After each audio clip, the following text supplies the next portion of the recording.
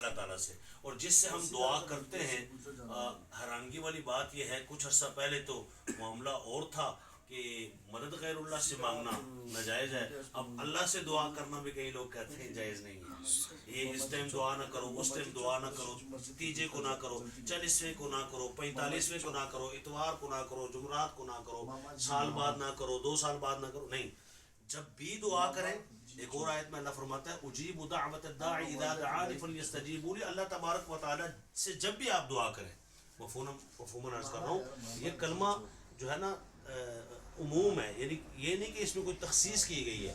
المطلق یجری علی اطلاق، ہی ایک قاعدہ بیان کیا گیا ہے کہ مطلق اپنے اطلاق پہ جاری ہوتا ہے، اور اللہ تعالیٰ نے مطلق یہ بات فرمائی اجیب دعوت الداعی اذا دعانی فلیستجیبوا لی. جب بھی کوئی میرا بندہ مجھ سے مانگتا ہے، یا اللہ کب مانگتا ہے؟ فرمایا جب بھی، چاہے تیجے کو مانگے، چوتھے کو مانگے، جمعرات کو مانگے، ہفتہ اتوار کو مانگے، 40ویں پہ مانگے، سالانے پہ مانگے، 2 سال بعد مانگے، روز مانگے، لمحہ لمحہ مانگے، جب بھی مانگے. مانگے صحیح، مانگے تو میں اسے قبول کرتا ہوں، اسے عطا کرتا ہوں. ہمارا کام ہے اس پاک بارگاہ میں مانگتے رہنا. اور یہ ایک ایسا ہے کہ حضور علیہ السلام نے فرمایا دعا تو مومن کا ہتھیار ہے. دعا کیا ہے جی؟ مومن کا ہتھیار ہے. دیکھو ہتھیار ہر کسی کا اپنا اپنا ہتھیار ہے. اگر ایک عالم علماء کا شعبہ ہے تو اس میں ان کا ہتھیار کتاب ہوتی ہے. اچھا صحافی ہے تو اس کا بھی ہتھیار قلم ہوتا ہے یا اس کی زبان ہوتی ہے. ٹھیک ہے، مختلف محکموں کا، مختلف شیشوں والوں کا بھی ایک وہ شیشہ توڑنے کا ہتھیار ہوتا ہے.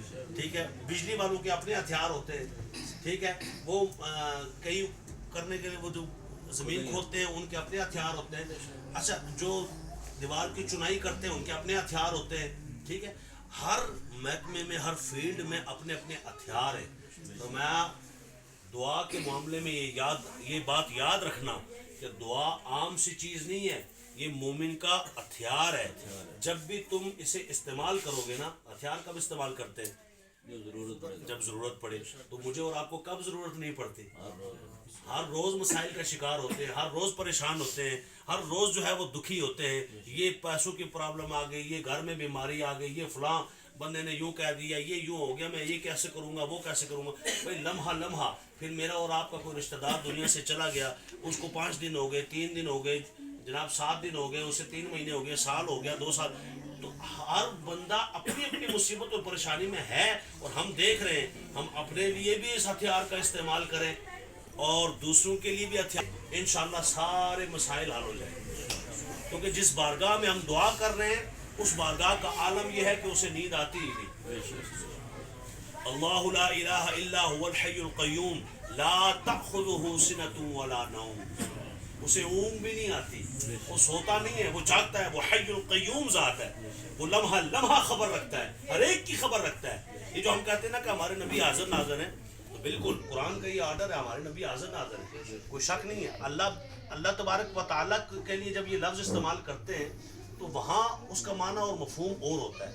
جب رسول اللہ کے لیے یہ لفظ استعمال کرتے ہیں تو اس کا معنی اور مفہوم اور ہوتا ہے. اللہ تعالیٰ کو کسی نے یعنی کہ سمجھانے کے لیے حاضر ناظر کیا نہیں ہے، وہ خود سے ہے. اور رسول اللہ کو حاضر ناظر کس نے بنایا ہے؟ اللہ تبارک و تعالیٰ.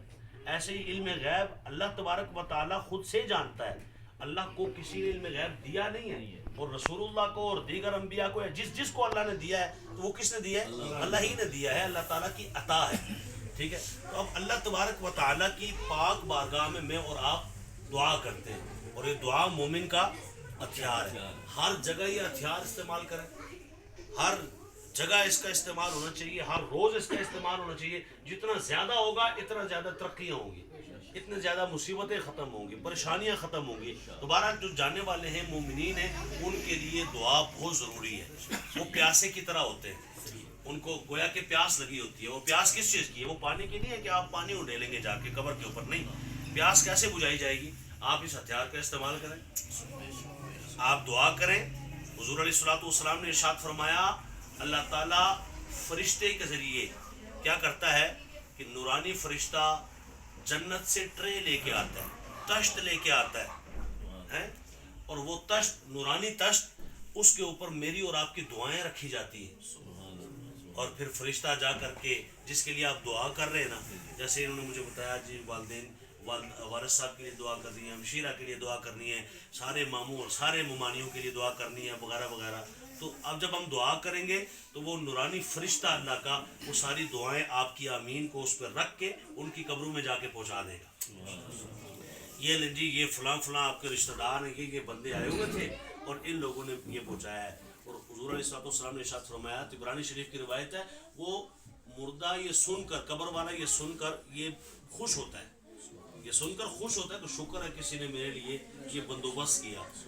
और अगर किसी का भेजने वाला नहीं है कोई तो वो परेशान भी होता है कि मेरा भी कोई होता तो मुझे भी कोई तोहफे भेजता। अल्लाह तबारक व तआला ये बार बार तोहफे भेजने की सादत नसीब फरमाए, दुआएं करते रहने की तौफीक अता फरमाए। आखिर दावाना